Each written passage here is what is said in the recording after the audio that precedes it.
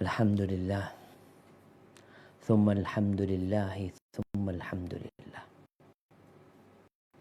Alhamdulillahi Rabbil Alamin. Segala puji lalu dialah Rabbul Alamin.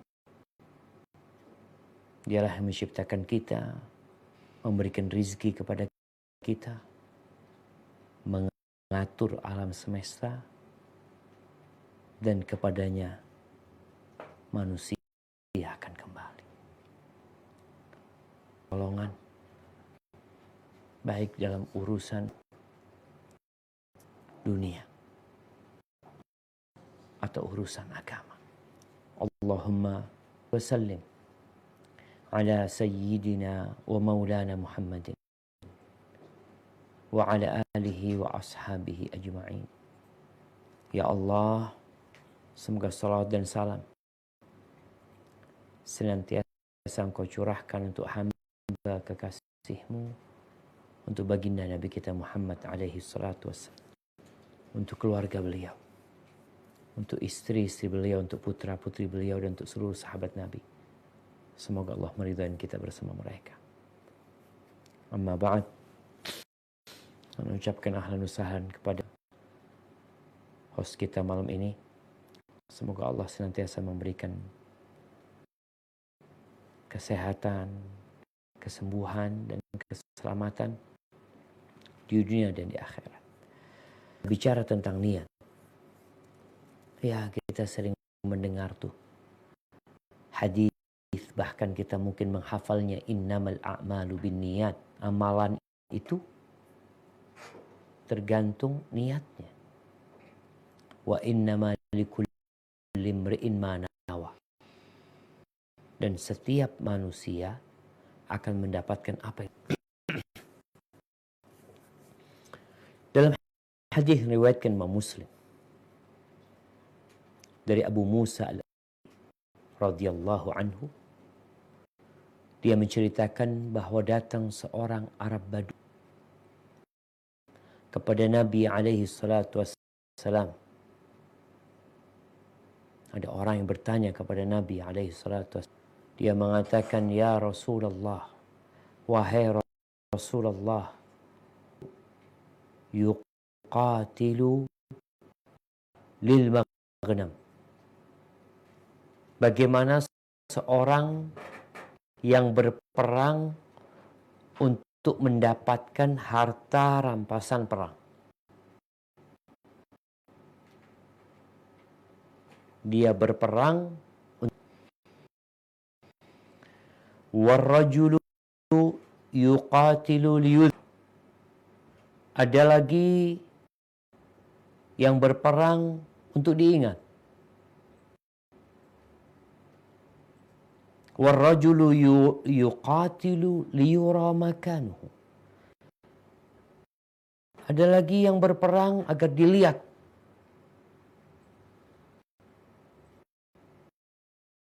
Tempat dia, perjuangan dia. Faman fi, siapa yang disebut berperang di jalan Allah? Secara kasat mata, tiga orang ini berperang. Sama-sama keluar meninggalkan rumahnya dan mati, atau semuanya mati. Ia budfis.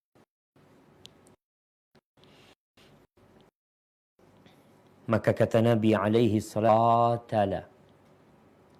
litahi a'la fahuwa fi sabilillah. Barang siapa yang berperang dengan niatan agar kalimat Allah menjadi di atas, maka dialah yang di jalan Allah. Maka bicara niat nih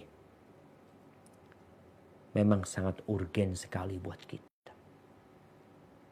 Jangan sampai kita bertahun-tahun beramal, berpuasa, sholat, bersodamroh, haji, Tapi ternyata nol yang kita dapatkan. Kita sudah berpikir akan yang kita dapatkan di catatan kebaikan. Dan ketika penimbangan mungkin kita merasa ada banyak amal soleh yang akan berada di daun timbangan kebaikan untuk masuk surga. Tapi ternyata diterima. Ini jihad. Orang itu meninggalkan keluarganya, harta bendanya.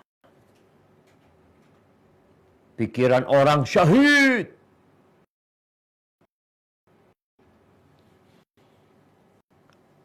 Di dalam hadis yang diriwayatkan Imam Tirmidzi dan Muslim dari Abu Hurairah radhiyallahu anhu bahwa Rasulullah sallallahu awwalu man tusa'ar bihin nar yaumal qiyamah thalath. Yang pertama menjadi korek api neraka yang hidupkan itu dengan 3 orang. Coba kita perhatikan. Ada apa dengan 3 orang ini? Apakah mereka koruptor? Apakah mereka perampok? Pezina? Yang pertama, alimun wa qari'ul Quran. Orang yang dan pandai membaca Al-Quran Karim. Hafid Quran. Hafal Quran di dada dia. Fa'utiya bihi. Maka orang ini didatangkan. Fa'arrafahu an-arrafah. Dikasih tahu orang ini dengan nikmat-nikmat yang pernah Allah berikan kepada dia tatkala hidup di dunia. Semua fasilitas. Dari mulai tubuh dia sendiri. Nikmat yang Allah berikan kepadanya. Lalu Allah bertanya, "Madza amilta biha?" Dengan nikmat-nikmat yang diberikan kepadamu, engkau gunakan buat apa? Untuk kemaksiatan? Apa kata orang ini? Ta'allamtu fika wa qara'tu fika al-Quran. Ya Allah, aku belajar agamamu demi menghafalmu. Aku ajarkan ilmu ini kepada umat manusia dan aku membaca Al-Quran demi mengharap keridhaanmu.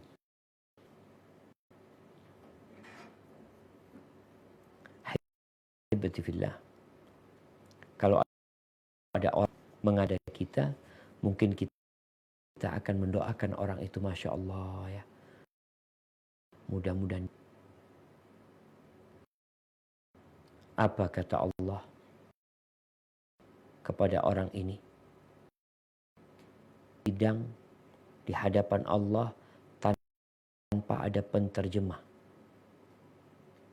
Mengatakan kepada dia, kadzabta, dusta. Innama ta'allamta liyuqala alim wa qara'ta liyuqala. Selama ini belajar, mengajar untuk mendapatkan ingin disebut orang yang alim. Alim ulama. Dan engkau membaca Al-Quranul Karim, belajar ngafalin Quran agar mendapat story, oh Farid, fulan hafid, waqad qil. Dan yang engkau niat, Allah itu alimun bidzatis sudur. Allah itu tahu dengan isi hati kita. Nanti kita akan bicara di mana tempat niat itu sebenarnya, ya di hati. Thumma umira bihi faswajhi thumma turiha finnar. Itu orang akhirnya diperintahkan kepadanya, pada para malaikat, untuk mengambil orang tersebut. Kalau di dunia mungkin ditahan, diikat tangannya, kepalanya, wajahnya yang ditarik, kemudian dilemparkan ke dalam api neraka. Na'udzubillahi minan nar. Kemudian yang kedua, syahid, orang yang mati di medan perang. Perangnya benar di jalan Allah Azza wa Jal, tapi niatnya orang beda-beda. Apakah semua orang yang di masjid itu pahalanya sama? Mereka mendapatkan pahala jamaah di masjid? Mereka sama-sama gantung. Ini orang dipanggil di sidang yang pertama. Allah menanyakan kepada dia nikmat-nikmat yang Allah berikan. Kata dia, nah, semua nikmat kau berikan kepada aku mengakuinya. Fama amil tabiha, engkau gunakan buat aku. Apa kata orang ini? Qika hatta stushhidtu. Aku berjuang, berperang, membela agamamu ya Allah, sampai akhirnya aku tewas. Betul, sama Allah ikut membela agama Allah, bahkan dia mati. Apa kata Allah? Kadzabta, bohong. Innama qatalta liyuqala jari wa qad qil. Ingin mendapatkan sebutan pahlawan, pejuang pembela kebenaran. Engkau ingin mendapatkan sebutan itu, dan engkau sudah mendapatkannya. Namamu dicatat sebagai pahlawan. Orang-orang pahlawan yang mati syahid, tapi engkau bukan untuk benarnya. Niatmu berperang, berjuang itu mendapatkan pujian dari orang, dan engkau sudah dapatkan. Maka malaikat pun diperintahkan untuk menyeret di wajahnya, bukan di tangannya. Dan dilemparkan ke neraka, bukan di penjara. Bukan dipukulin, bukan disiksa dengan tongkat atau kayu. Ini orang baik. Orang baik. Dalam pandangan kita, Masya Allah tuh orang. Tapi yang tahu antara dia sama Allah, kenapa dia berjuang sebenarnya? Untuk apa? Ini urusan niat. Yang ketiga, jawab. Seorang yang dermawan, kaya raya tuh orang. Allah, dia nikmat-nikmat yang diberikan, dia mengatakan, iya ya Allah, nikmat-nikmat yang kau berikan kepada. Lalu pertanyaan selanjutnya, apa tuh? Harta, uang yang diberikan kepadamu. Ini babilin tuhibbu ayunfaqa fih illa anfaqtu fih laka. Ya Allah, tidak ada satu jalan kebaikan, ada satu yang engkau suka harta diinfakkan ke sana, melainkan aku sudah menginfak itu. Poskonya semua udah dapat tuh, untuk mendapatkan keridhaanmu. Masjid, mungkin dia sudah membangun puluhan masjid. Ini masjid fulan yang bangun. Madrasah, jangan ditanya, pondok-pondok pesantren dia dirikan. Bahkan dia dirikan juga lembaga pesantren. Anak-anak yatim dibikinkan rumah Darul Aitam. Janda-janda dia santri. Masya Allah, nih orang dalam pandangan manusia orang baik. Bahkan semua mengancungkan 2 jempol buat orang tersebut. Masya Allah nih orang. Masya Allah. Yang pun dia mengatakan, iya aku tidak ada satu pun jalan kebaikan kecuali dia berinfak di sana. Untuk Allah. Lisannya mengatakan untuk Allah Azza wa Jalla. Sangka bohong. Bohong. Innama anfaqta liyuqala jawad. Engkau infak di tempat itu hanya sekedar untuk mendapatkan orang yang dermawan. Enggak ada Allah yang ada syahwat dan nafsu dia. Terus gimana akhirnya cerita orang baik itu? Neraka.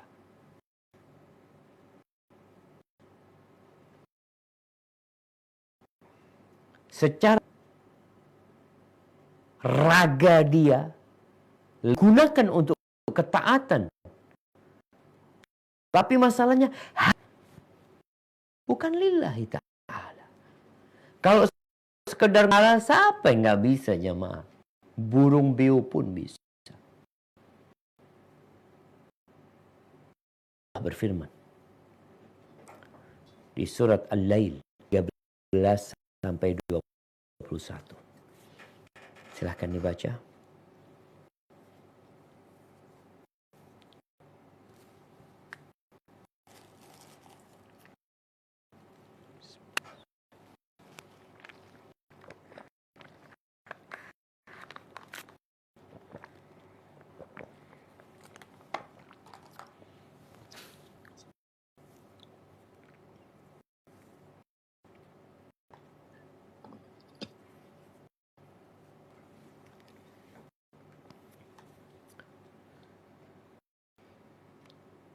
Naam, tafadhal dok.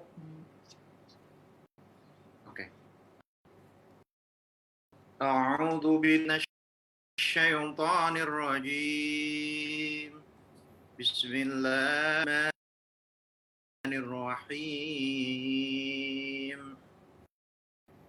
Wa innal akhirata wal ula dartukum talaqqa la yaslaha illal ashqa alladhi kadzdzaba wa tawalla wa sayujannabu alladhi yu'ti malahu yatazakka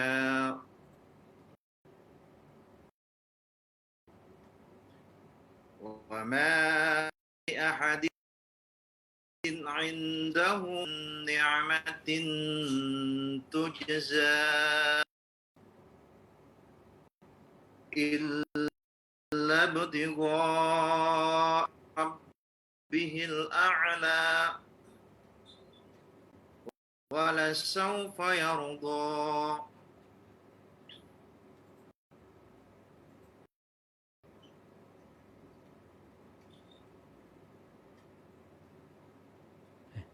Belum. 13. Dan Diturunkan. Tafadhal. Ayat 13. Wa inna lana Artinya mungkin dok? Artinya?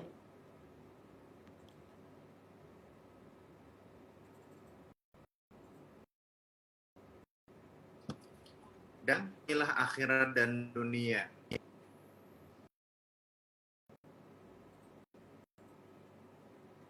Meringatkan kamu dengan neraka yang orang yang paling celaka dan berpaling dari iman.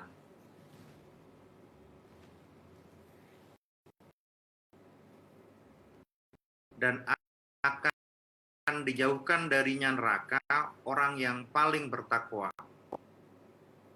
untuk membersihkan dirinya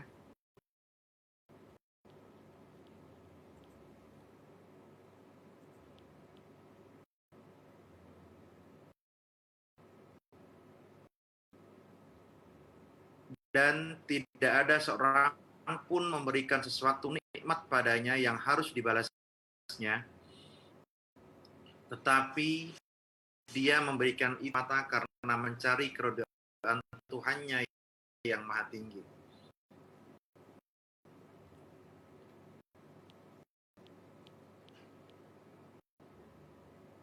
Dan niscaya kelak dia akan kenangan yang sempurna.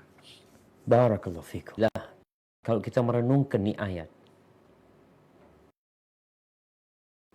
itu dua neraka. Kita semua ada yang selamat dan ada yang tidak selamat.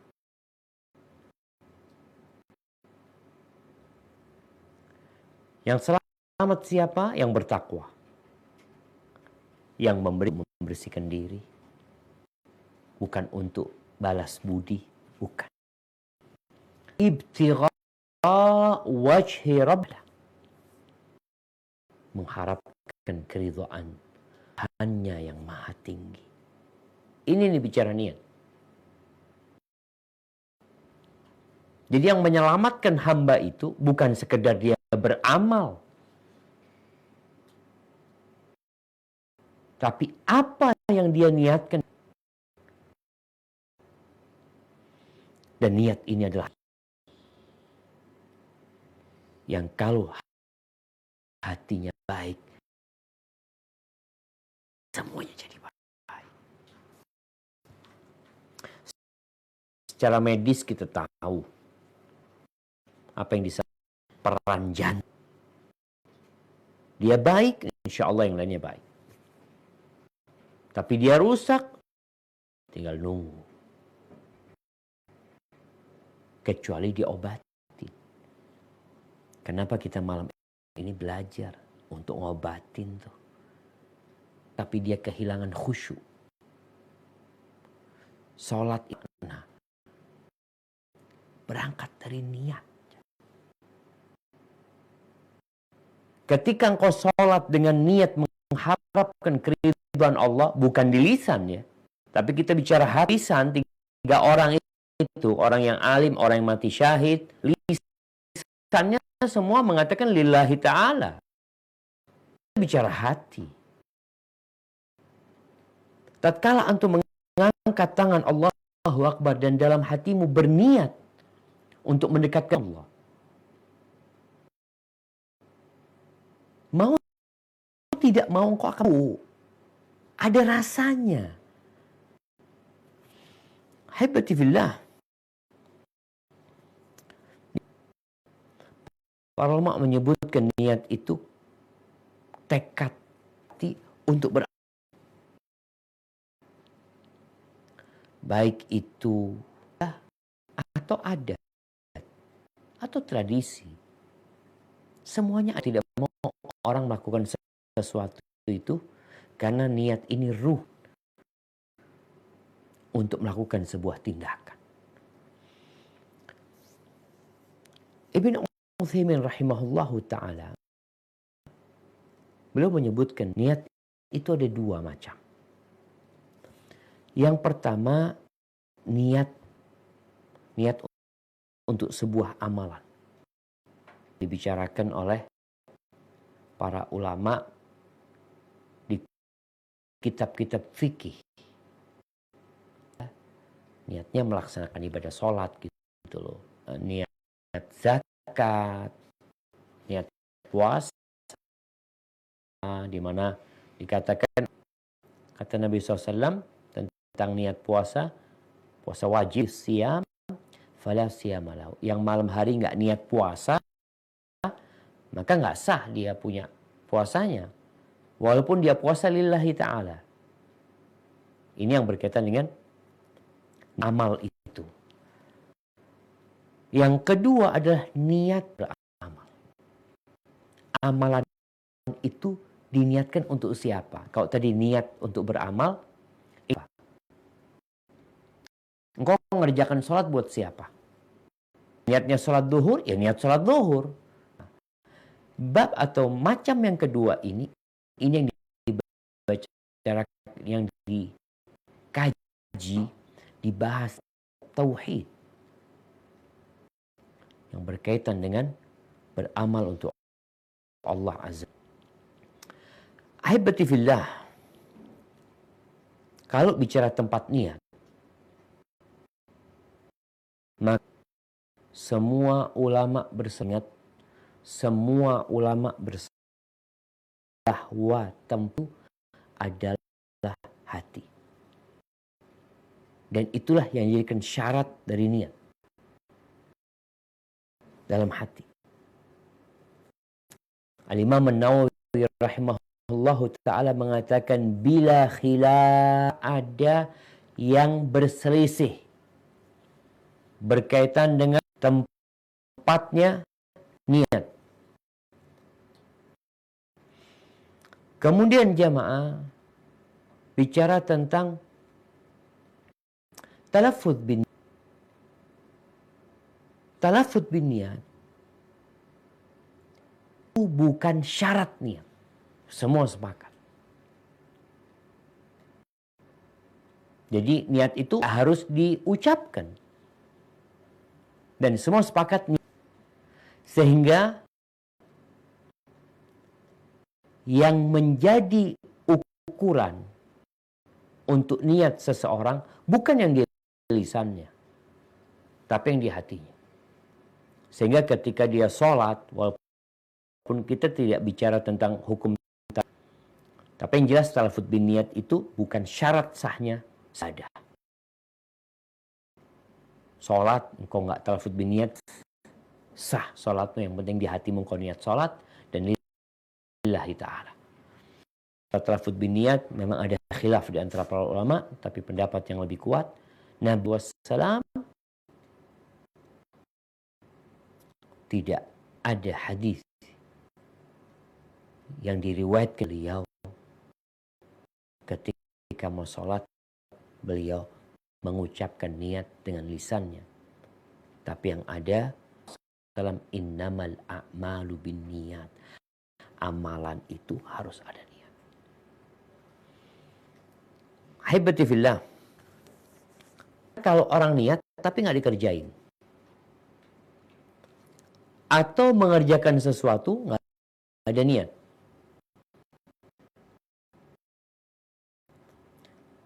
menyebutkan kalau orang tapi dia tidak mengerjakan hal itu karena memang ini kaitannya dengan amalan zahir, maka nggak ada hukumnya. Contohnya seorang laki-laki dalam hatinya niat menceraikan istrinya, atau niat menjual rumahnya, tapi lisannya tidak berbicara, maka ya tidak ada konsekuensi karena hukum syariat itu yang zahir. Kemudian gimana kalau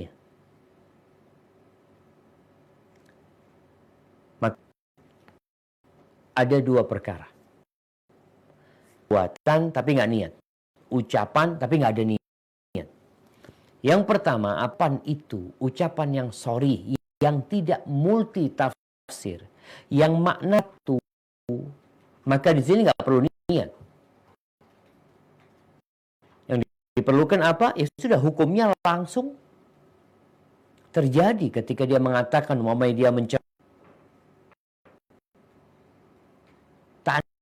tanpa niat ya. Apalagi memang urusan ini kalau yang lafadznya sorry.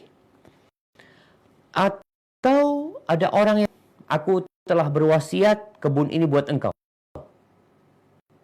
Ya, niat, aku cuma ngomong aja.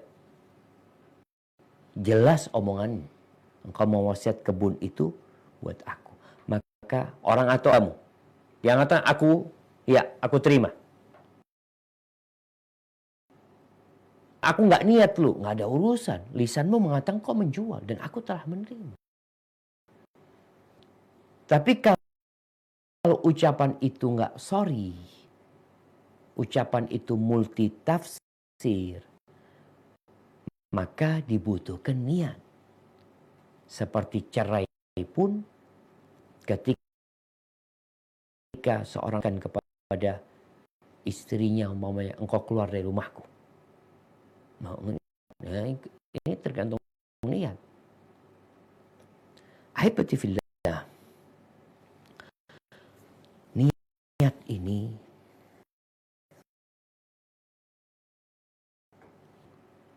antara kebiasaan dan ibadah. Kita tahu yang namanya adat istiadat itu yang nggak ada pahala di sana. Sedangkan ibadah ada pahala.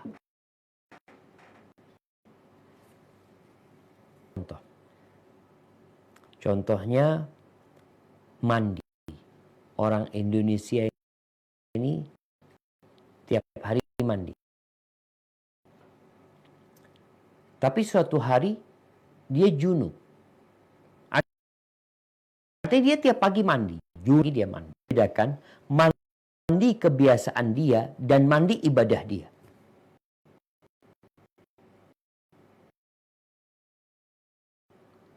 Jadi kalau dia nggak niat jemaah, nggak ada niat dia mandi junub, dia mandi, atau dia mandi lagi panas ya, dia sedang junub dan hawa panas, kemudian dia masuk ke toilet, dia kepingin ya Allah aku kepingin seger, mandi dia.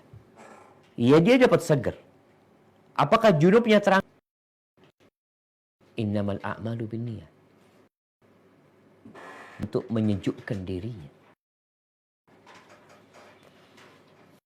Contoh, orang yang ngasih uang.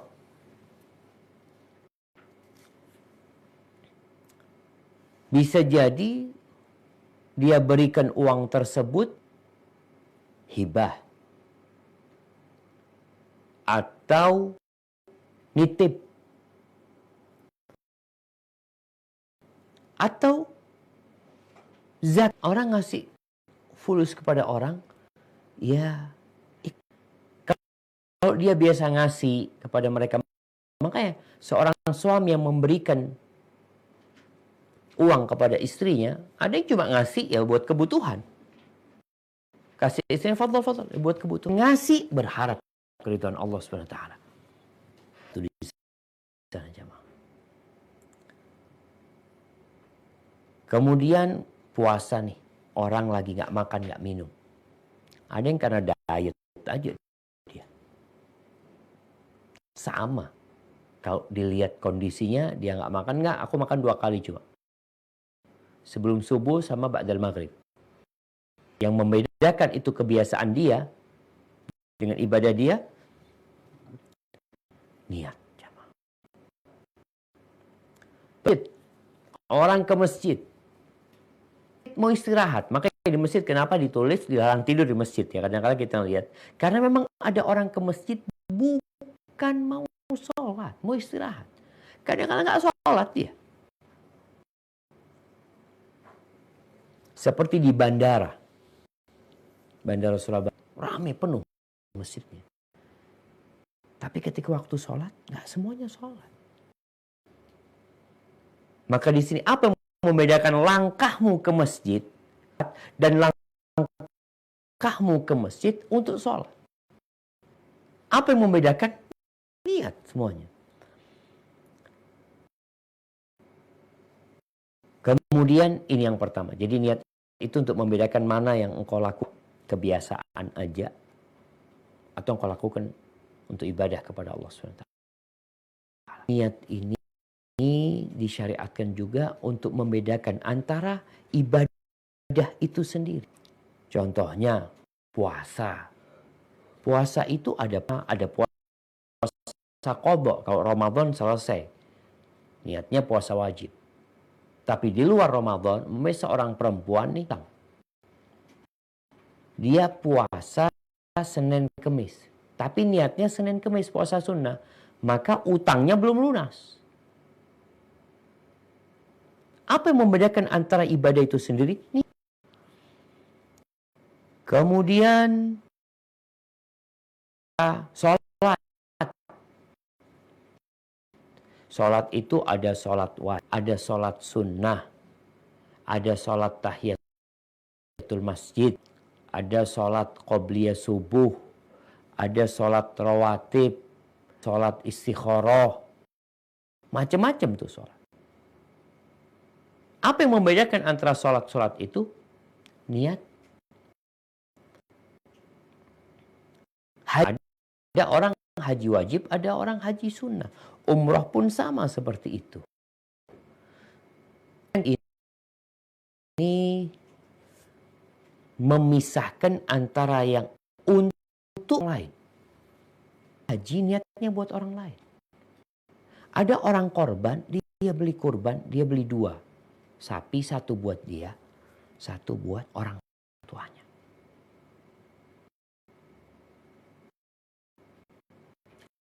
Apa yang membedakan? Niat.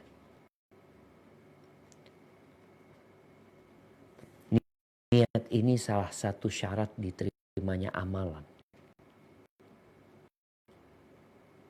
Kita tahu amalan manusia itu diterima dengan 2. Yang satu, lillahi ta'ala, ada niat di sana lillahi ta'ala. Yang pertama syarat sahnya ibadah itu sendiri. Yang kedua syarat diterimanya oleh Allah SWT. Yang kedua sesuai dengan syariat.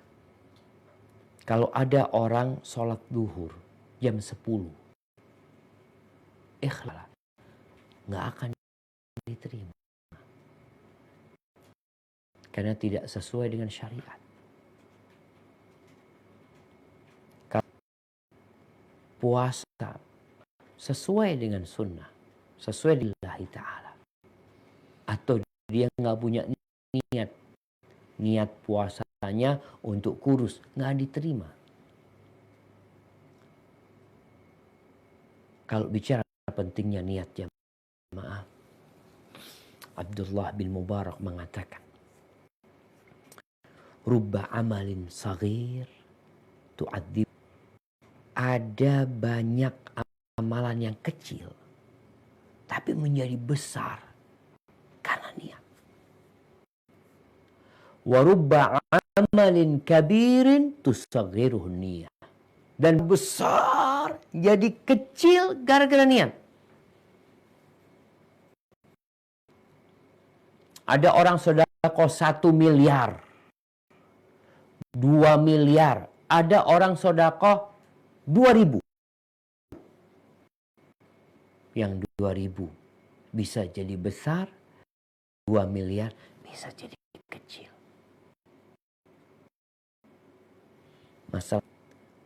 Masalahnya niat. Dan niat ini merubah hal yang mubah jadi ketaatan.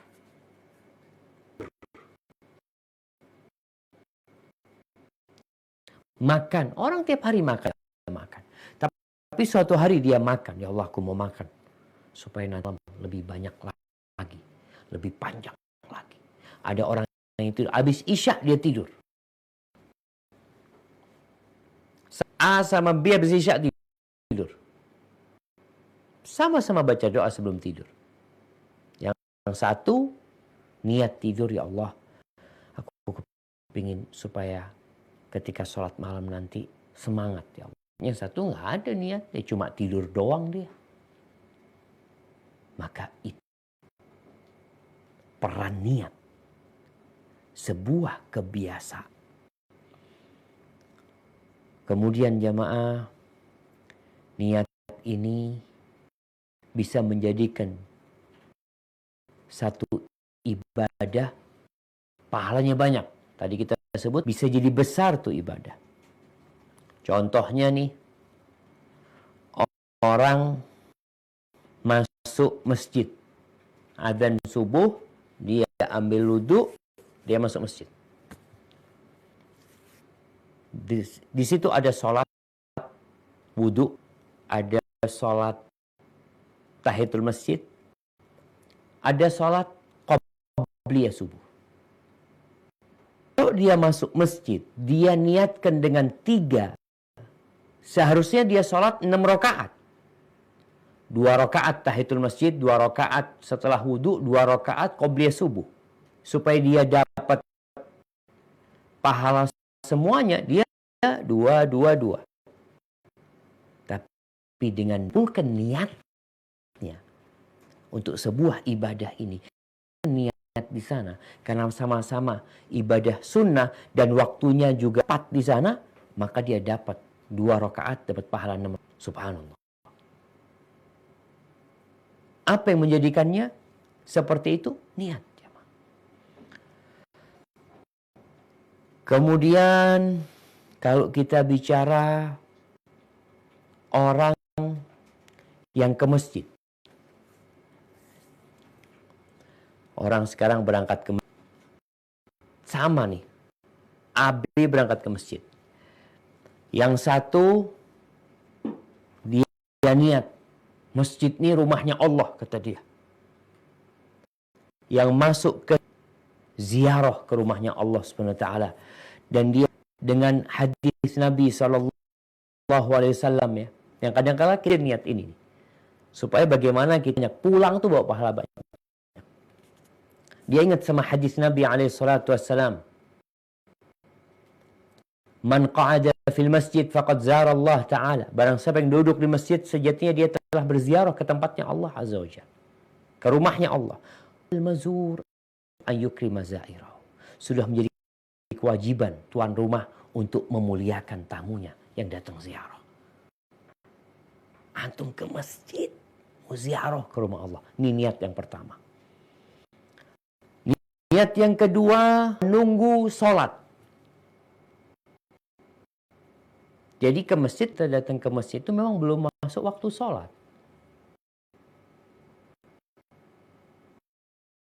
Ada orang yang ke masjid nunggu qomat kan. Ini orang enggak. Dia orang yang nunggu sholat, itu akan ada malaikat yang mendoakan dia. Dan dia hukumnya seperti orang. Dia sholat maghrib lalu nunggu juga. Aku mau ke sini. Sampai Isya. Dan yang ketiga, dia niatkan di situ. Mau itikaf, ucapan-ucapan yang nggak bagus, juga untuk menundukkan pandangan. Dia niat untuk itu. Maka dia dapatkan tuh pahala itu. Yang keempat, dia niat untuk meninggalkan kesibukan dunia. Supaya fokus di masjid itu untuk memikirkan akhirat. Maka dia dapat tuh pahala tersebut. Kemudian dia niat untuk Allah. Itu ada niat. Berzikir kepada Allah SWT. Atau kalau ada kajian, mendengarkan kajian. Atau tambah niat, dia ustadz, dia mau ngajar di tempat itu. Kemudian niat lain mungkin enggak, aku mau cari saudara. Jadi setelah niat itu dia juga cari ketika datang ke majelis ilmu, ada dalam hati dia, aku mau tambah saudara nih. Datang di majelis itu, Masya Allah, Assalamualaikum sama yang di sebelahnya, ahlan wa sahlan, dia ngobrol. Niatnya memang yang karena Allah Subhanahu wa Ta'ala. Dan bisa jadi dia niat yang ke-8 ke masjid untuk meninggalkan dosa-dosa, ya dengan harapan Allah menerima tobat dia. Maka seperti ini niat itu. Amalan lain, coba kita bicara niat. Orang niat puasa, ya puasa hari Senin aja udah. Tapi bayangkan, kalau dia niat untuk mendapatkan pahala yang tanpa batasan, ada dalam diri dia. Ini puasa, ini ibadah yang Allah Azza wa Jalla disebutkan berapa pahalanya karena dia yang akan memberikan pahala. Kemudian dalam hati dia agar nanti puasanya memberikan syafaat kepada dia di hari kiamat. Dia ingat sama hadis Nabi SAW, ma min abdin yasumu yauman fi sabilillah. Tidak ada hamba yang berpuasa satu hari di jalan Allah melainkan Allah akan menjauhkan wajah sab'ina kharifan, sepanjang 70 tahun. Ada di hati dia ketika puasa. Puasanya sama aja, kita bicara puasa. Kemudian dia ingat lagi bahwasanya orang puasa akan mendapatkan dua kegembiraan. Kegembiraan tatkala berbuka, kegembiraan tatkala berjumpa dengan Allah Azza wa Jal. Kemudian dia niat untuk dicintai Allah.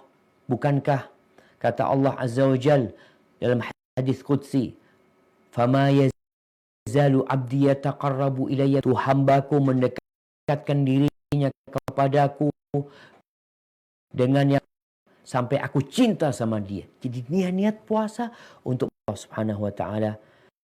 Kemudian dia niat juga umpamanya untuk mengecilkan aliran setan menggodain dia. Karena puasa ini sebagaimana kata Nabi SAW, tangan ya. Kemudian menjaga kemaluan. Kemudian dia niat ya untuk mendapatkan ketakwaan kepada Allah Subhanahu wa taala. Bukankah Allah mensyariatkan puasa ini agar menjadi orang-orang yang bertakwa. Jadi satu ibadah itu jamaah. Ini yang kadang-kala kita perlu menghadirkan banyak niat itu untuk sebuah ibadah agar kita fokus dan khusyuk ibadahnya. Kita nggak akan terbebani jamaah. Ketika antum puasa sunnah, dalam bayangan antum dapat 10 pahala. A, B, C, dicintai, jauhkan dari api neraka. Semangat orang itu untuk beribadah. Ya.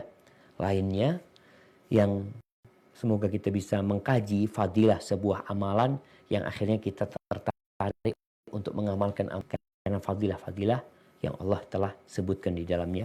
Hadza wallahu a'lam bishawab. Itu yang bisa kita kaji pada mungkin kita masuk ke sesi tanya jawab. Barakallahu fikum. Terima kasih Ustaz.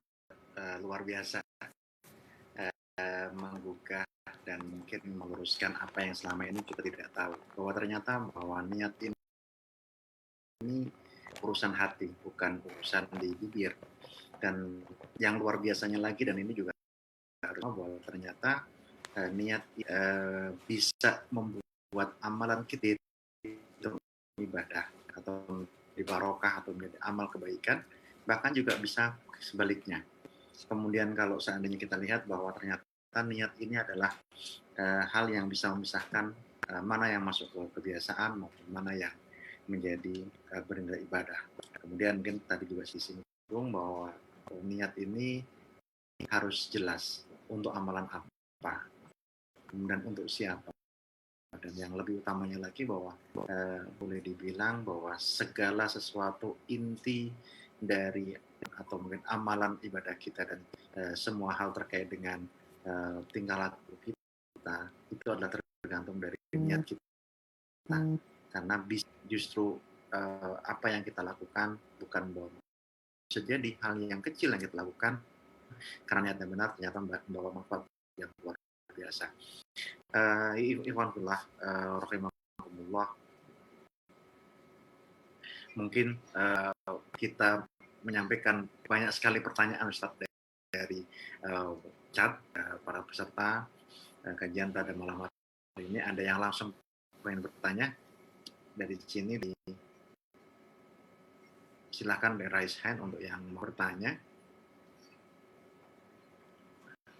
Ada Dr. Dinda, kalau salah.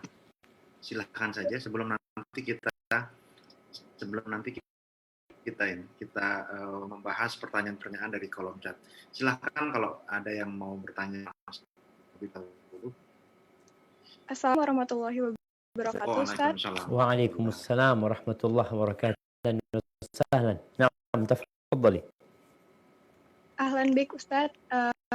Ya, sebelumnya Ustaz, tim penyelenggara dan seluruh umat Islam di dunia selalu dalam lindungan Allah dan pertolongan Allah. Allahumma amin.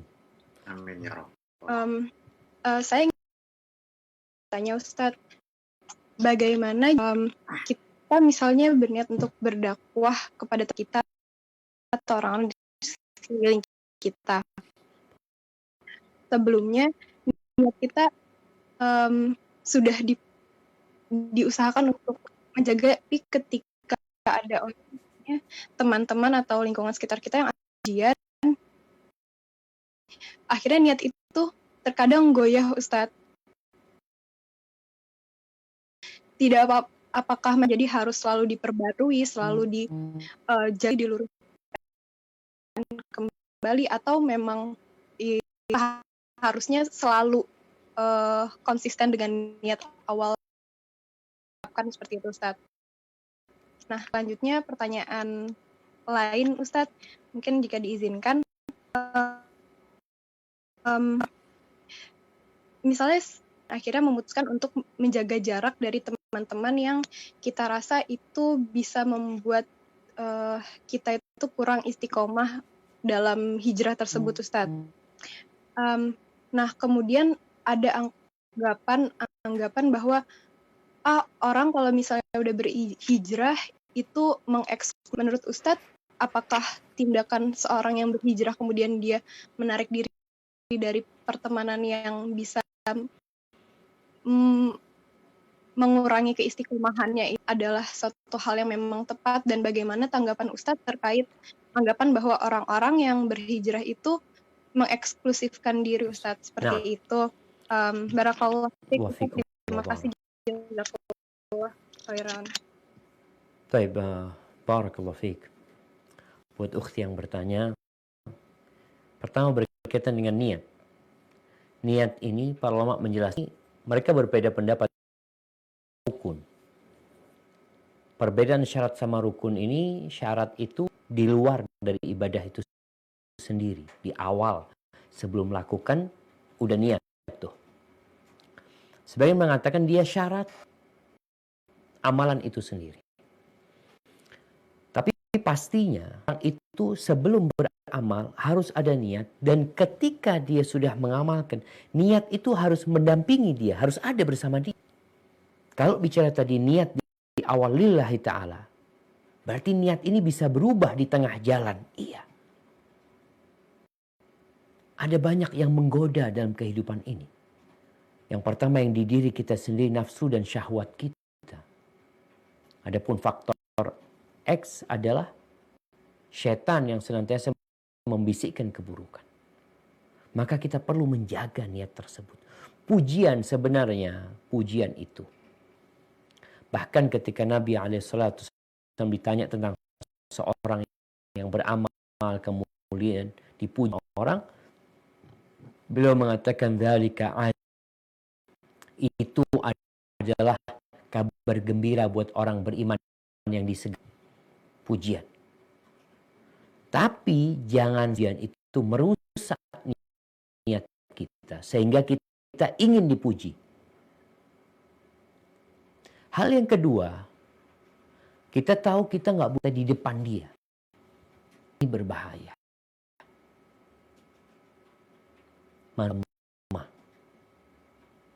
Kalau nggak ditolong sama Allah SWT, sehingga kenapa kita dianjurkan membunyikan amal kebajikan kita. Kita tuh tetap nggak ada yang mau ngerusak tuh, karena nggak ada yang ngomong. Tapi kalau dilihat orang seperti dakwah, mau tidak mau konsekuensinya akan ada yang memuji, ada yang mencela, sehingga bahkan sampai ajal menjemput kita. Karena setan nggak akan berhenti godain kita.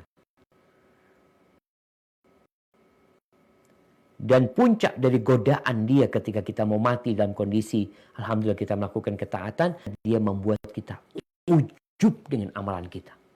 Karena setan tahu ujub itu menggugurkan amal kebajikan.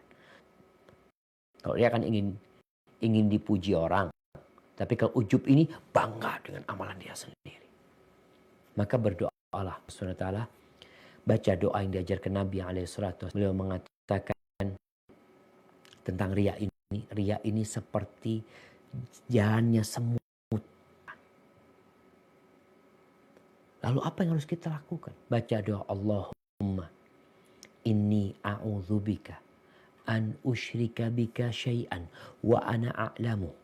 Ya Allah, aku berlindung kepadamu dari melakukan kesyirikan yang aku tahu. Wa astaghfiruka lima la a'lamu. Dan aku berlindung kepadamu dan aku memohon ampun kepadamu aku nggak tahu. Jadi kadangkala syirik kecil sebenarnya. Puji orang. Yang kadangkala ada syahwat kecil kita nggak merasa. Maka berusahalah untuk menyembunyikan amalan. Tapi kalau bicara dakwah, ya mau tidak mau kita dakwah. Tapi kalau kita bisa dakwah tanpa orang mengenal kita, umpamanya seperti kata Imam Syafi'i rahimahullahu ta'ala, aku berharap ilmu ini sampai kepada umat tanpa ada satupun yang disematkan kepadaku. Udah, manfaat dari ilmu tersebut gitu loh. Bukan namaku yang penting dalam hal ini. Maka itu yang perlu kita lakukan sehingga kita perlu memperbaiki niat kita selalu.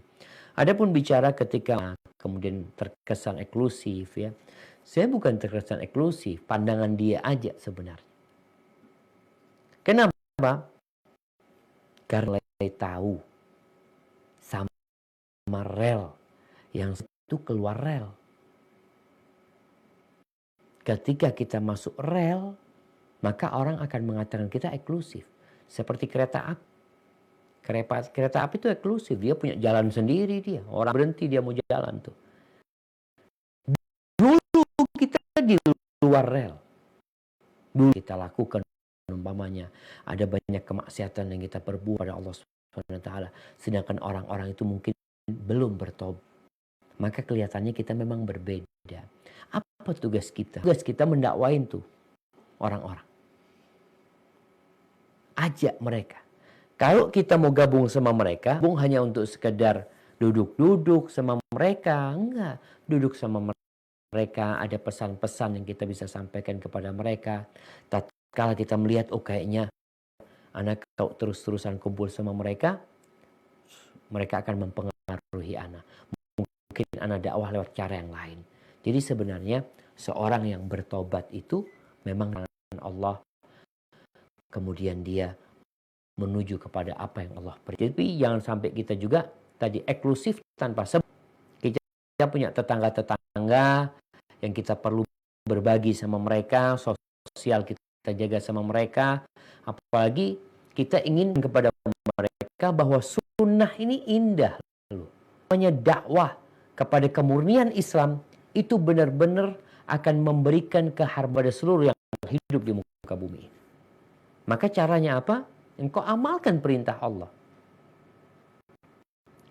Kita kasih hadiah kawan-kawan kita. Ucapkan salam sama mereka. Berbagi sama mereka. Insya Allah kesan eksklusif itu akan hilang. Insya Allah nantinya. Hadza wallahu a'lam bishawab. Terima kasih Ustaz atas penjelasannya. Ini bicara Ustaz, satu saya coba bacakan. Ada pertanyaan. Assalamualaikum Ustaz. Waalaikumsalam. Ustaz, kita niat taklim, sholat atau puasa dan ibadah lain sudah kita coba sembunyikan, tetapi ternyata orang-orang mengetahuinya karena ada itu masuknya dosa apa enggak Ustaz? Gimana dok? Jadi kalau seandainya kita udah niat taklim, sholat, puasa atau ibadah yang lainnya sudah kita coba sembunyikan. Siap. Kita luruskan, akhirnya orang yang mengetahui, orang lain mengetahui niat kita. Nah, akibat orang tua membiarkan amalan tersebut, maka itu jatuhnya berdosa apa tidak? Nah. Satu pertanyaan. Barakallahu fikum. Ya, kalau bicara berdosa sebenarnya nggak berdosa. Niat. Kita bicarakan niat itu di awal. Kemudian dalam proses ibadah itu, niat itu tetap harus sama gitu loh. Lillahi ta'ala itu harus tetap ada. Kalau orang dari awal niatnya ria, nggak sah tuh ibadah dia. Tapi dia niatnya lillahi ta'ala. Kemudian tatkala ada orang yang tahu, kemudian ada pujian dari mereka, maka biasanya kita akan berperang di jiwa kita. Untuk menolak bisikan iblis diri dengan amalan itu, maka untuk memerangi bisikan-bisikan itu insya Allah nggak ada masalah. Tapi kalau ternyata dia akhirnya jadi ria, yang awalnya nggak ria atau jadi ujub, maka amalan ini nggak ada pahala buat dia. Makanya kalau kita lihat kenapa dianjurkan umpamanya sholat sunnah ya, sholat sunnah buat kaum laki-laki itu di rumah. Karena salah satu tujuannya itu selain membuat rumah kita bercahaya dengan ibadah itu, adatan orang. Jadi kalau kita sudah menyembunyikan ya, usahakan memang menyembunyikan itu tanpa ada yang tahu gitu loh. Seperti yang Nabi SAW sabdakan tentang 7 golongan yang akan mendapatkan naungan dari Allah SWT. Salah satunya warajulun tasaddaqa bisadaqatin fa'akhfaha, seorang yang bersedekah dengan sebuah sedekah lalu dia sembunyikan sehingga tangan kirinya tidak mengetahui apa yang diinfakkan tangan kanannya. Sampai seperti itu. Artinya benar-benar nggak ada yang tahu gitu loh. Sedangkan kalau masih ada yang tahu, orang tua tahu, kerabat tahu, berarti masih ada yang tahu sebenarnya, belum dia sembunyikan secara total. Tapi nggak ada masalah. Mungkin tadi kita bisa ngomong sama orang tua, sama ibu, bu aku ini lemah bu ya, aku kalau di orang takut jadi ria ibu. Mohon ibu nggak perlu cerita apa-apa lah tentang ibadahku. Artinya ibadah itu dari ria dan ujub. Hada wallahu a'lam bishawab. Nah.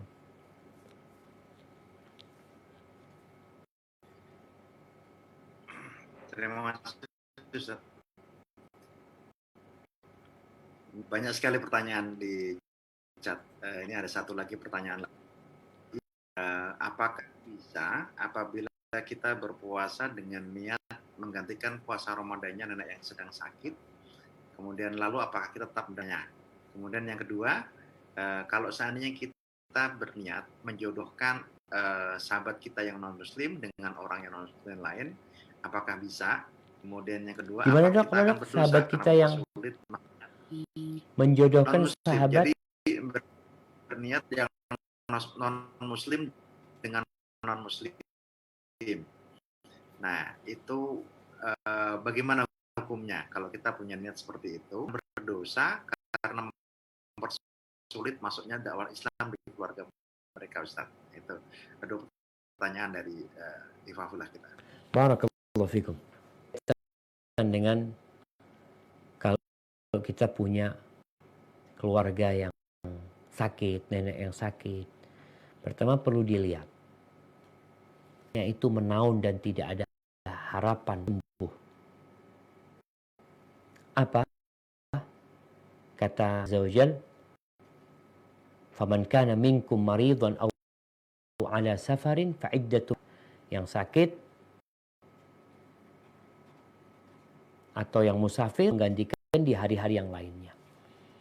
Adapun orang yang enggak mampu, Allah mengatakan wa 'alal ladzina yutiqunahu fidyatun ta'am miskin.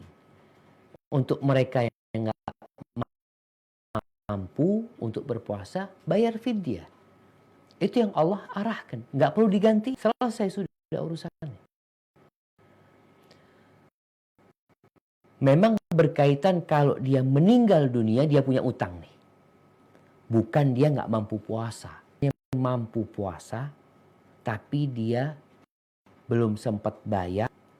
Ini ada hadis yang mengatakan, man mata wa alaihi shaum, shama anhu ahlu. Barang siapa yang mati meninggalkan utang puasa, maka keluarganya boleh membayarkannya. Di sini tadi niat, bahwasanya yang membedakan kita puasa untuk diri kita sendiri atau untuk orang lain. Tapi kalau untuk berpuasa, maka dia nggak wajib puasa, nggak perlu digantiin puasa. Gantiin apa ya, bayarin fidyah. Ada pun pertanyaan, apakah orang yang menggantikan puasa buat orang lain dapat pahala? Ya insya Allah tetap ada pahala buat dia, tapi tentunya berbeda dengan dia sendiri dengan puasa buat orang lain. Seperti orang yang sodakoh ya, media sodakoh buat orang tuanya 1 juta, dengan dia sodakoh. Ketika dia sodakoh 1 juta, maka 1 juta itu untuk orang tuanya. Niat tadi, insya Allah dia akan mendapatkan, tetap dapat pahala gitu. Kemudian kalau berkaitan dengan menjodohkan, boleh apa enggak? Boleh aja sebenarnya. Ini bab ya, bab sosial. Tapi berusaha berusaha mereka kepada Allah Subhanahu wa taala. Karena ana lihat kadang kita ini nggak peduli sama agama. Memang lakum dinukum waliyadin, tapi seorang mengajak orang lain kepada Allah Subhanahu wa taala. Kalau engkau punya kawan yang non muslim, pernahkah engkau dalam hidupmu menyampaikan kepada dia tentang agama Islam, tentang tauhidullah? Apakah engkau membiarkan mereka melakukan kesyirikan? Ini yang bermasalah. Jadi kalau bab muamalat mungkin enggak. Yang ketiga dok, anak kurang paham dok tentang mempersulit masuknya dakwah ini dok. Dan tadi Ustaz yang disampaikan Ustaz sebelumnya bahwa menjodohkan non-muslim dengan non-muslim artinya tidak di pencerahan terkait dengan agama kita mungkin. Itu yang dimaksud kali. Tadi yang sudah dijawab sama Ustadz bahwa tetap kita harus berusaha untuk mengajak kepada jalan Allah SWT. Masya Allah. Walaupun secara muamalah kita boleh diperbolehkan untuk membantu dalam hal perjodohan tersebut. Jawab kalau itu dok. Siap. Tepat. Ini ada pertanyaan lagi Ustaz. Ini ada minta tips nih supaya kita senantiasa istiqomah supaya menjaga niat kita senantiasa ikhlas dalam beramal. Karena tadi dijelaskan sama Ustadz bahwa ternyata hal-hal yang membuat niat kita jadi berubah, terutama bisa menjadi riya dan sebagainya itu banyak. Itu dia. Kemudian yang kedua terkait dengan niat zakat. Apakah harus dilafadzkan? Misalnya kita memberikan zakat yang ada hubungannya dengan saudara misalnya, takutnya menyinggung perasaan. Kita ada pertanyaan lagi Pak Ustaz. Barakallahu fikum. Ya kalau bicara bagaimana menjaga supaya niat kita tuh istiqamah lillahi ta'ala ya. Yang pertama memang kita harus tahu dengan kebesaran Allah. Kemudian kita juga perlu tahu akibat kalau kita nggak ikhlasnya. Maka itu akan membantu kita untuk menjaga niat. Kalau ana riya nggak ada faedahnya ana beramal. Capek. Orang itu nggak suka capek kemudian nggak ada bekerja. Kita contohkan nih orang bekerja dari pagi sampai sore. Lalu di sore hari dikatakan nggak ada gaji buat engkau. Kenapa nggak benar kerjaanmu? Kan? Maka tatkala orang memahami hakikat niat ini, maka insya Allah dia akan berusaha menjaga niat dia. Kemudian cara ketiga menyembunyikan amal tadi. Kalau kita bicara menyembunyikan amal, insya Allah lebih aman dari godaan-godaan tersebut. Yang keempat berdoa minta sama Allah SWT. Dan itu mengevaluasi niat kita.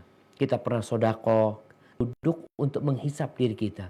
Amalan aneh ikhlas apa enggak ya? Ana sholat lillahi ta'ala apa enggak? Kok enggak sholat itu? Hanya sekedar rutinitas. Sampai sebagian ulama mengatakan ibadahnya orang awam itu kebiasaan. Karena kebiasaan. Sholatnya juga karena kebiasaan. Dan kebiasaan arif billah yang kenal sama Allah itu jadi ibadah. Kebiasaannya makannya jadi ibadah. Maka perlu kita untuk mengevaluasi diri kita. Kalau bicara zakat, apakah memberikan zakat itu perlu dilafadzkan niat? Enggak perlu lafadzkan niat itu. Tadi sudah disampaikan, semua sepakat niat itu tempatnya di hati. Kalau bicara zakat yang kita hendak keluarkan kepada, kalau kita takut dia itu nggak berhak nerima zakat, maka kita perlu ngomong. Mamanya kita kerabat atau kawan ya, Afwan, aku ada uang zakat. Aku nggak tahu engkau berhak apa enggak. Bisa jadi dia mengatakan, oh enggak, kalau zakat ana nggak berhak. Tapi kalau berhak mendapatkan zakat, antum transfer aja. Kasihkan, ini buat kamu, jazakumullah khairan. Mudah-mudahan manfaat. Niat kita zakat. Bukan hadiah, bukan sedekah. Niatnya zakat. Jadi kalau orang itu ditakutkan tidak berhak mendapatkan zakat, maka disinilah kita berbicara sama dia. Kita sampaikan bahwasanya ini zakat. Kalau kita sudah tahu dia berhak mendapatkan zakat, ya antum nggak perlu ngomong. Antum tinggal berikan kepada dia. Yang penting hati antum sudah niat lillahi ta'ala. Ini ada pertanyaan lagi yang cukup menarik Ustaz. Tadi kan disampaikan Ustaz Syafiq bahwa kadang-kadang kita perlu menghisap terhadap amal perbuatan kita. Udah bener apa enggak niat kita. Nah, ini ada pertanyaan yang nyambung ini Ustaz. Boleh niat setelah amalan itu dilakukan dan lalu apakah ketika kita merubah niat kita tersebut dicatat sebagai amalan diterima oleh Allah SWT, Ustaz? Masya Allah, barakallahu fikum. Kalau bicara memperbaharui niat, pertama kalau awalnya niat Azza wa Jal, yang perlu dilakukan bukan memperbaharui niat, tapi bertobat kepada Allah SWT. Karena sudah berlalu, kita bicara niat itu di awal, dan dalam amalan tersebut tetap harus ada niat tersebut. Kita niatnya bukan lillahi ta'ala, yang harus kau lakukan bertobat kepada Allah SWT. Mungkin ada pertanyaan lanjutan. Kalau kita kira itu amalan pahalanya didapat nggak? Memang kayaknya riya waktu itu Ustaz. Kira-kira amalan itu dapat pahala nggak ana dengan bertobat kepada Allah SWT? Insya Allah. Man taba Allah alaih. Illa man taba wa amana wa amila amalan salihan faulaika yubaddilullahu sayyiatihim hasanat. Orang yang bertobat kepada Allah, mendekatkan diri kepada Allah SWT, maka Allah akan rubah perbuatan-perbuatan dosa dia jadi pahala. Jadi kalau tadi bicara sholat dia umpamanya atau sodakoh dia selama ini ria, kemudian dia bertobat. Kalau bicara ria itu bukan amal soleh, karena masuk neraka gak orang tuh. Kalau niatnya nggak jadi amal buruk, tapi dia dengan bertobat, semoga itu amal buruk dia itu dirubah jadi pahala nantinya. Jadi bukan memperbaharui niat ya, tapi bertobat kepada Allah SWT.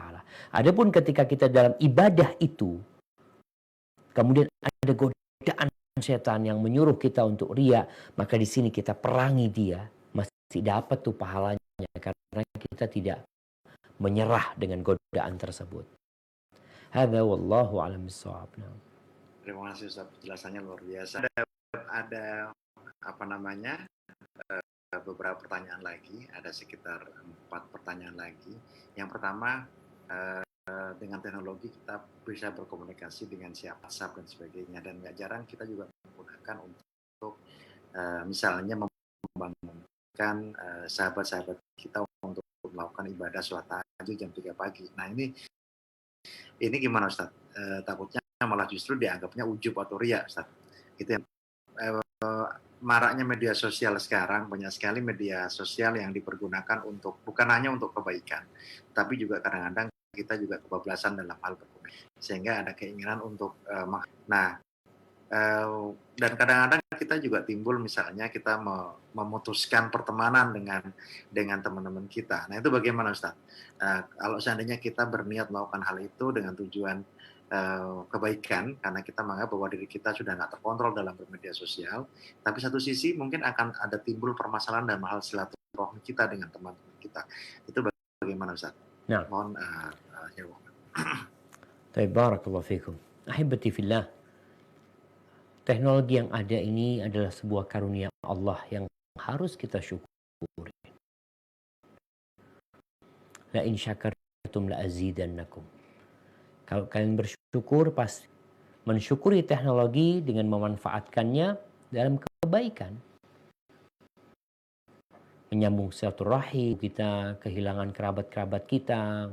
Kadang-kala kalau sudah pindah kota, ya kita udah nggak pernah berkunjung ke paman kita, maka dengan adanya membantu kita untuk menyambung silaturahim. Jadi, dan amar mungkin tadi yang ditanyakan tentang bagaimana kita membangunkan untuk sholat tahajud ya. Bicara membangunkan saudara kita untuk tahajud ini, emangnya nggak dimatikan handphonenya gitu. Jadi ada orang jam handphonenya hidup terus dan nada deringnya didengar.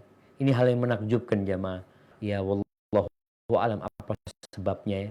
Yang jelas harusnya orang itu jangan sampai media teknologi ini mengurangi kebahagiaan, harusnya kau matikan. Kalau bicara membangunkan saudara kita untuk sholat tahajud, disampaikan kepada dia jangan lupa untuk pasang alarm. Supaya kita ingatkan dia seperti itu. Jadi bukan kita telepon dia. Alarm ini sudah sama dengan telepon tadi. Jadi kalau seperti itu, saya rasa tergantung kalau dia niatnya memang untuk Ya, saling mengingatkan, wa tawassaw bil haq wa tawassaw bis sabr. Bahkan Rasul SAW mencontohkan tentang malam ini. Beliau mengatakan alaihi salatu wassalam, rahimallahu rajulan. Semoga Allah merahmati seorang laki-laki. Qama minal lail fasalla. Dia bangun malam, dia sholat. Kemudian dia bangunkan istrinya. Mau bangun, dia percikan air agar dia mau bangun. Kemudian beliau mengatakan alaihi salatu wassalam, wa rahimallahu mra'atan. Semoga Allah merahmati yang bangun malam sholat. Setelah sholat dia bangunkan suaminya dan air di hadapan dia, di wajah dia. Jadi sebenarnya sarana ini tergantung. Ini nyambung ke pertanyaan yang kedua tentang bagaimana kalau ternyata teknologi ini ya udah nggak bisa ngontrol diri, Ustaz. Apa yang harus dilakukan? Pernah menyampaikan hampir-hampir datang ke suatu hari, suatu masa yang seorang uzlah dia pergi ke-nya lebih baik daripada dia terjebak dalam fitnah-fitnah yang ada. Jadi kondisi manusia itu beda-beda. Kita nggak bisa paksain. Kalau tadi umpamanya Ustaz, anak ini dapat manfaat dari handphone umpamanya. Kayaknya mau puasa pakai handphone lah berapa hari umpamanya. Saudara-saudaranya umpamanya di WA, di mana. Akhirnya anak kayaknya off dulu beberapa waktu umpamanya seperti itu. Ini memutuskan ukhuwah sama mereka. Jadi kalau memang mau keluar dari grup, dari mana, tolong izin. Sehingga tidak tanya di mereka. Kita di Facebook kok kayaknya udah nggak manfaat ya buat anak. Kemudian kalau bicara IG, anak punya IG tapi kok kayaknya ya sudah, kok gantikan dengan yang lainnya. Artinya bagi lain ada media lain yang tetap engkau bisa nuntut ilmu, bisa belajar, bisa menyambung silaturahim. Makanya tadi kita contoh aja lah, atau anak pakai HP biasa, anak akan telepon mereka. Jadi tetap bisa menyambung silaturahim, menjaga ukhuwah dengan cara yang baru saya sebutkan. Hada wallahu a'lam bishawab. Terima kasih Ustaz atas penjelasannya. Ini ada sebelum nanti kita tutup. Kondisi sekarang ini ada satu pertanyaan dari salah satu bukti kita. Sebagai seorang muslimah diapakan pada sistem online sekarang karena kondisi pandemi COVID-19. Niat kita di awal adalah untuk membantu orang lain dalam belajar, sembari kita juga memperkenalkan Islam kepada mereka. Tetapi kita juga dihadapkan pada keadaan saling campur membaur walaupun hanya sebatas online saja, dan kadang terdapat candaan yang kurang baik jika seorang muslimah melakukannya di room itu. Nah, bagaimana melanjutkan niat kita supaya tetap istiqomah sesuai dengan niat yang utama, atau sebaliknya kemudian kita mencari media dakwah yang lainnya. Itu Ustaz. Kemudian ada satu lagi Ustaz, mungkin nanti sekalian ditanggapin. Yang pertama, izin berkenan jika awal ada pernikahan yang diawali dengan kesalahan, perjalanannya disadarkan karena belajar ilmu agama, kemudian bertaubat dan akhirnya memperbaiki niat. Pertanyaan, apakah pernikahan yang awal ataukah haji atau tetap berjalan dengan berazam akan memperbaiki sesuai dengan syariat yang dituntunkan? Nah, barakallahu fiik. Ya jemaah, berkaitan dengan ya kembali kepada media yang ada ya, dengan online ini. Kalau dikatakan tadi campur baur dalam grup laki perempuan di sana, yang kadangkala kita tujuannya adalah belajar, nuntut ilmu, tapi kembali lagi kita lihat yang namanya manfaat dan bahaya. Ketika keberadaan kita di tempat tersebut, di media tersebut, ternyata tadi ada gurauan-gurauan yang tidak pantas umpamanya, kita perlu perbaiki dengan cara kasih nasihat saudara kita, diingatkan tanpa memberi, tapi secara japri, hubungin dia secara pribadi. Nanti kau lihat, kalau ternyata memang mudaratnya lebih banyak, agama kita ini disebutkan muqaddam ala jalbil masalih, menolak bahaya itu lebih diutamakan daripada mengambil manfaat. Kalau ternyata kena bahayanya. Jadi kita daripada terkena bahaya ini, ya kita cari manfaat di tempat lain gitu loh. Ini menjadi sebuah kaidah yang penting ketika kita menghadapi media. Apakah memang membahayakan kita, atau kita bicara bahayanya yang lebih banyak daripada manfaatnya, sehingga kita tinggalkan. Kita cari tempat yang lain. Barakallahu fikum. Adapun pertanyaan yang terakhir tadi berkaitan dengan mereka yang menikah dalam kondisi zina terlebih dahulu, na'udzubillah min dzalik, apakah pernikahannya sah setelah mereka bertobat kepada Allah Subhanahu wa taala? Memang ada khilaf di antara para ulama tentang pernikahan orang yang berzina itu tobat kepada Allah Subhanahu wa taala. Sebagian beranggapan jadi nggak sah nikah tersebut. Tapi yang lihat yang berpendapat itu sah, itu lebih kuat mungkin karena selama syarat rukun pernikahan itu terpenuhi, maka pernikahan itu sah insya Allah. Tinggal bagaimana mereka bertobat, sudah bertobat kepada Allah Subhanahu wa taala, rasa tidak perlu memperbaharui. Yang perlu dilakukan adalah memperbaharui tobatnya dan terus memperbanyak amal soleh, memperbanyak istighfar, usahakan dalam sehari memohon ampun kepada Allah Subhanahu wa taala sebagaimana yang diajarkan oleh Nabi kita Muhammad alaihi salatu wassalam. Mungkin itu yang bisa Anda sampaikan, kurang lebihnya mohon maaf. Anda kembali Dr. Ulil Albab. Jazakumullah khairan. Terima kasih atas semua jawaban-jawaban dan pertanyaan. Luar biasa bahwa akhirnya harus kita, ada satu hal yang menarik sebenarnya. Kita harus senantiasa coba berhisab terhadap segala amalan kita. Kemudian kita harus meluruskan niat kita. Jangan-jangan ada niat kita yang justru akan merusak amal perbuatan kita, amal ibadah kita. Karena ternyata niat juga harus disesuaikan dengan syariat yang ada.